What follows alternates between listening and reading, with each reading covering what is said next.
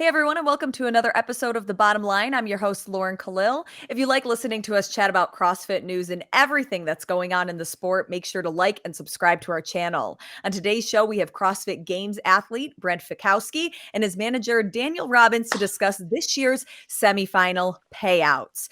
For those who may not know, or maybe they haven't seen the payouts yet, they are the same as last year. They've been updated in the CrossFit Games rulebook. Daniel, I want to start with you as somebody who advocates for athletes to get paid at events like this. Were you satisfied with the payouts for this year? I mean, obviously, we'd like to see it increase. I mean, I think the CrossFit Games themselves have done an awesome job of continuing to kind of push the needle and pay out. Now through the full leaderboard. But I'm not gonna lie, like a little bit disappointed in kind of the status quo. But I think that hopefully in the future that'll be something that we can focus on. I think and Brent might be able to speak a little bit more to this, but I think a large focus was on increasing the prize purse of the games and the payout for everybody involved. But yeah, I'd be lying if I said I'd hope that it would go up at least slightly.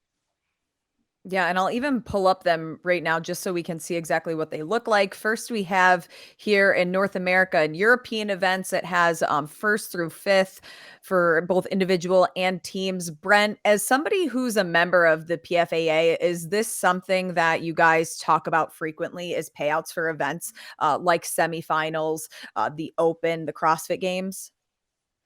Yeah, so definitely to echo what Daniel said, great initiative that all the athletes at the games, the individual athletes, got paid, are going to get paid this year from 40th to 21st, especially. I think Mhm. that the CrossFit Games is, it's broadcast on TV. There's a documentary. There's thousands and thousands of people that come to watch it. Millions of views online, and so all those individual athletes, they're the athletes that are the draw card there. And so for them to get paid all the way to last place is, I think, really important. Obviously, with semis, we want to see that increase. Obviously, but I think it's tough because at regionals, we saw this 5-4-3-2-1 payout for years. It was pretty much that since I think 2012, give or take. It probably changed a little bit. And then when we changed to sanctionals in 2019 and 20, you saw a lot of events increase that. Most events were more than that, right? And some a lot more than that. And then now we switch back to semis, and it feels like a step in the wrong direction for a lot of athletes. I think what's challenging is that CrossFit, they want to have each semifinal have the same payout. And the fact is, there's going to be some semifinals. Let's say the African semifinal is probably not going to get the same viewership in person and online that maybe the 4 North American events are going to have, or even the Australia event. The Torian Pro is a big event there. And so it's challenging. Maybe some of those events, like on an individual basis, might be able to, increase that prize purse, but there's a desire for parity. And especially within somewhere like North America, the desire for parity, I mean, they might place me in, Granite Games and the payout's 5-4-3-2-1. And then the other, maybe the MAC can offer 10-8-6-4-2. And I go, man, like, why didn't I get put in that one? And it's just kind of, we don't really know how we're being sorted. So it's tough. You can't squeeze blood from a stone. I don't think a lot of these semifinal events are terribly profitable either. From my understanding, I mean, I haven't seen any income statements, haven't seen any balance sheets, but I'm sure that's part of the equation as well. Athletes, we might want more, but there's a lot of athletes competing in a lot of sports that don't get paid very much. So it's a tough thing, and we obviously want to see the prize money go up, but we want to make sure that it's also sustainable. I When think you another initially I was going to say go add ahead, another Daniel. thing to that Brent is I think it is tough to for the structure of the semifinal events, like you're asking athletes that live predominantly in North America or in other countries to travel back to their country of origin. So we're looking at like someone like Ellie Turner or even Tia Claire Toomey. They have to travel back to Australia, and most people probably have Tia as the favorite to win Torian Pro, but just the travel and just everything that goes into going back to Australia for her, and she's lived in the US for 3-4 years. That's expensive. And so I think the hard part is a lot of those athletes now are traveling back, and even if they're successful in qualifying for the games, they're still now in the red because of all of the, the stipulations and all the hoops they have to jump through to get to the event that they're required to go to. Yeah. There was such a big push, a promotional push really, to see that CrossFit Games, they were able to increase the prize purse this year at the games, especially 1 through 40, as we mentioned. Were you then both surprised when you saw that the semifinals payouts remained the same and there really wasn't much communication? You had to actually go and look at the rule book to see what the semifinal purse prizes were. I'll let Daniel speak on that, I guess, because I don't really, not something I've heard much about. I don't know if surprised is the right word, but I mean, I knew that we were going to find out pretty soon. We're down to the wire here. It's 2 months until the first semifinal, so the news had to come out here pretty soon. I think it's probably, I don't really know. Yeah, I mean, I think I would have liked to. I mean, obviously, like I had mentioned, like a little bit disappointed that they're the same. I think, and I don't know all the inner workings, as far as like how internally it was pushed for, I get you probably have to chip away at one thing at a time, right? So it's, hey, let's focus on paying the full leaderboard at the CrossFit Games. That's a win, and I think they've done a great job, and like kudos to them for that. Like I said, a little bit disappointed that the semifinal payout is the same.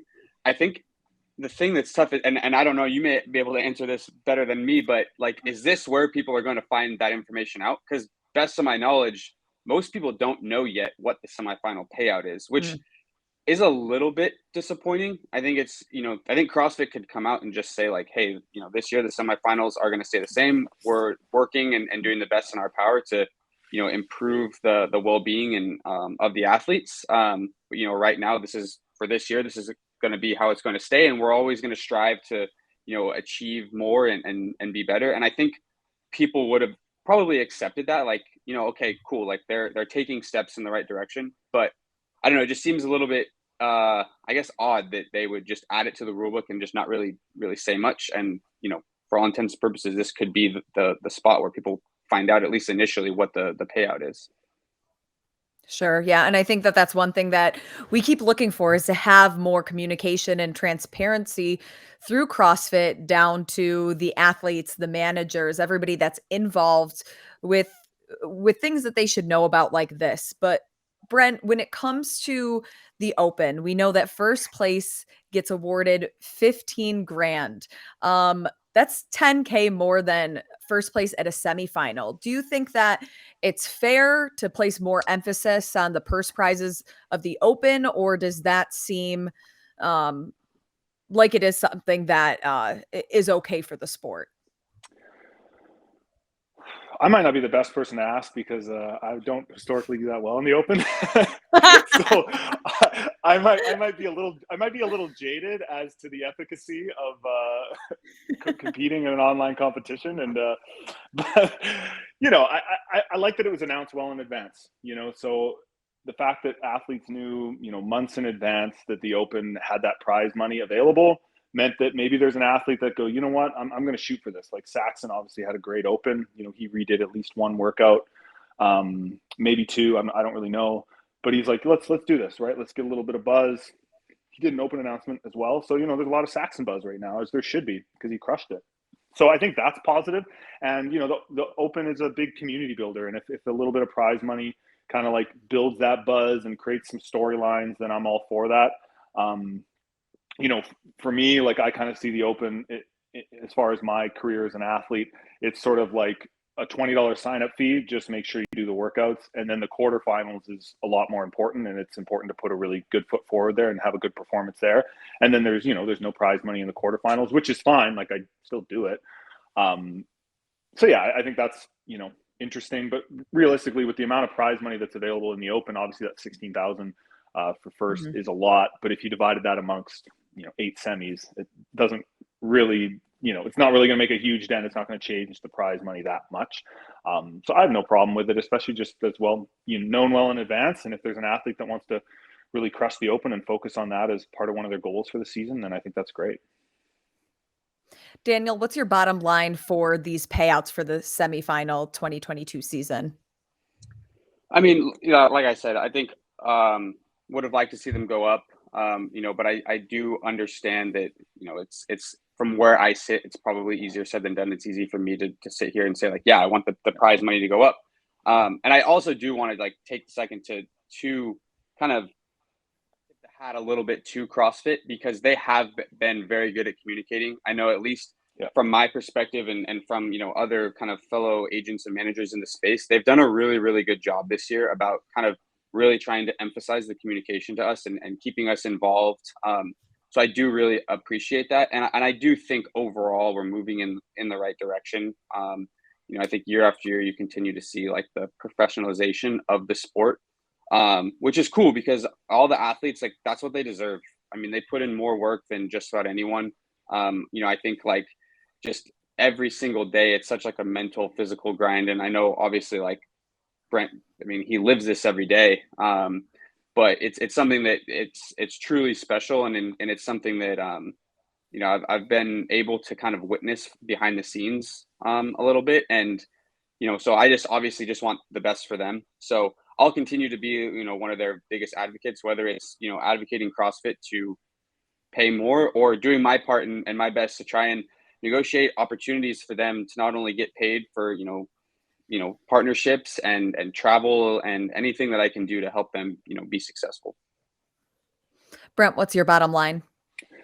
Yeah, obviously wish the prize money had went up, but I think it's important to look ahead. Let's see, bottom line. Let's try and make this concise, Brent. So one, I think there's the communication. Hard. We're gonna get here. We're gonna get there, folks at home. You've been in here for about 11 and a half minutes, and we're gonna wrap this thing up. So, communication has definitely improved. Last year, the rule book was updated 8 to 12 times in a couple of months, and as an athlete, it became confusing. Like, how many times do I need to go to the rule book and skim through it to see what's been updated? And this is kind of another example of that. That's a little frustrating, where it's like, is there some other change happening in the rule book that maybe I'm not aware of before quarters or semis that how often do I as an athlete need to read the rule book is a question that comes up the fact that the prize money changed in there, that's not functionally changing my season. It's like, I'm still going to go to semis, whether it's $5,000 or $500. It's like, I want to go, I want to compete. I competed in the sport for years without making any money, and I'll do it anyway. But, so that's one. Two, I'd like to see the money go up. It won't go up this year, which is fine. I think we need to think about how can we make it go up the next year. And if it has to be at every single semifinal equally, then, we have to figure that out, right? Between CrossFit and the sponsors and the athletes. And I think one of those issues potentially is right now, how many people have realistically bought tickets to go watch the Granite Games? Probably not many people. And part of that is we don't know who's going, right? Invites haven't been sent. Invites will be sent presumably this coming Friday, which is April the 9th. I think that's when invites are going. And then I guess that's when they can start, advertising, which in the case of the first semifinal, let's say the Syndicate Crown, it's like 6 weeks of advertising saying, come to our event, athlete A, B, C, D are coming, you can't wait to see them. So right now it's pretty challenging for them to, promote their live stream and promote their ticket sales. And without those two things, they can't make any money. And if all the semis are in that same boat, how are they going to continue to sustain, this business year after year, grow it? Sponsors can rely on it, and then the sponsors can put in the money that then the athletes can, increase the prize money. So, I think it's going to be a full circle approach to try to increase sort of the revenue at those events and make them, profitable, and then some of those profits can hopefully go to the athletes. Brent Fikowski, Daniel Robbins, thank you guys so much for your time and your insight. Always great catching up and chatting with you guys. We'll see you next time.